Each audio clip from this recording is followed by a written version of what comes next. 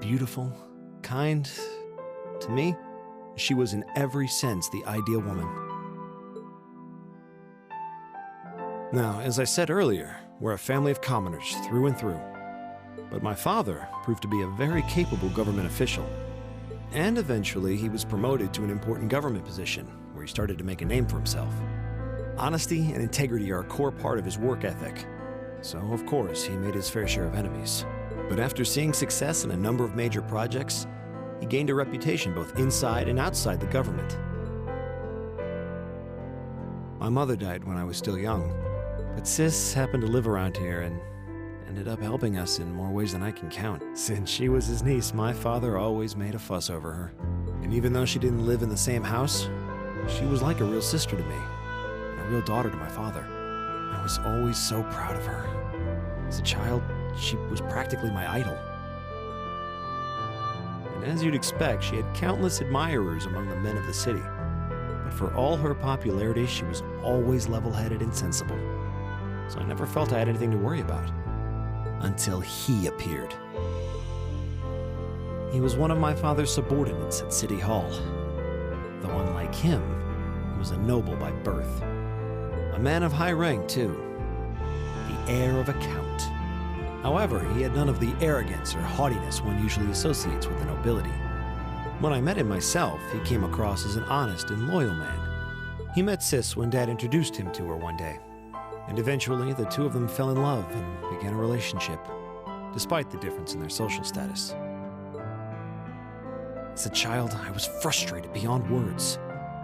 But even I had to admit that the two of them made a good couple. And Sis seemed so happy when she was with him that I had no choice but to let it go and accept their relationship. Time went on and they became engaged, with Dad acting as the go-between. And that's when everything started to... His family couldn't have been more blatant in their attempts to undermine the relationship. Apparently, one of the four great houses, House Cayenne, proposed an arranged marriage on short notice. And the Count's family were up in arms at the thought he might choose to take a mere commoner as his wife. Since my father held an important post, they were limited in how shamelessly they could try to sabotage the marriage. They began to harass and threaten her in secret every way they could think of. They made her life a living hell. Maybe she didn't want to cause trouble for the man she loved, or perhaps she did it out of consideration for my father. But all that time, she chose to endure it alone. She never discussed it or asked for help. And finally, it became so crushing that she took her own life. It was only afterward that my father and I learned what had really happened. It seems that at the very last, he had chosen to betray her love for him. "But I told her," he said. "I told her I'd treasure her as my mistress instead if she'd just accept that we couldn't be married. I just don't understand it.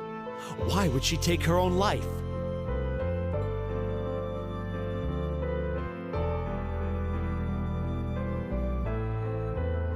After that, my father seemed to redouble his efforts. It was like watching a machine kick into high gear. With the help of his ally, Chancellor Osborne, he was able to wrest control of City Hall from the noble faction. Then, 4 years ago, he was appointed to his current position as governor of Heimdall. And that's how the Regnitz family came to be where it is. I don't even know what to say. So that's why you started hating nobles? Yeah. I was so furious at Sis's death. My hatred needed to be directed at someone. Anyone. First I blamed her fiancé, then his family, then the family of the Duke who tried to intervene. In the end, I just hated the nobility as a whole. The people, their culture, the entire idea of social classes. I desperately wanted the strength to win against them, to show how right I was, how wrong they were. But deep down, I knew the truth about my hate. I knew I was taking out my anger on people who didn't deserve it, people who had done nothing wrong. You did? They may be from different social classes, but people are still individuals. Sis's fiancé was faithful to her. He just wasn't strong enough to shield her from all that ugliness, despite his love.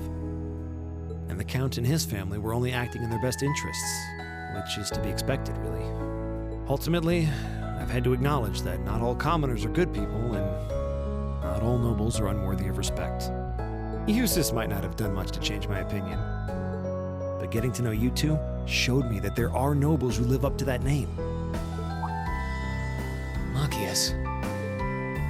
I have no idea how my father feels about all of this, but this is how I've come to feel. I see. You have my thanks. I'm glad you felt you could talk to us about it.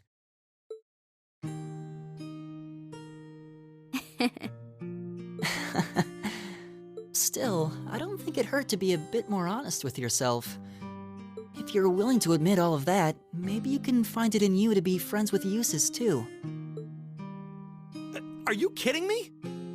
I might accept that not all nobles are bad, but that arrogant, self-centered fool can go choke on a palm.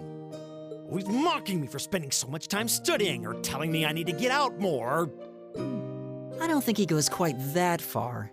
Besides, I don't think he does it on purpose. He doesn't mean any harm. That's the most irritating part! He does it without thinking!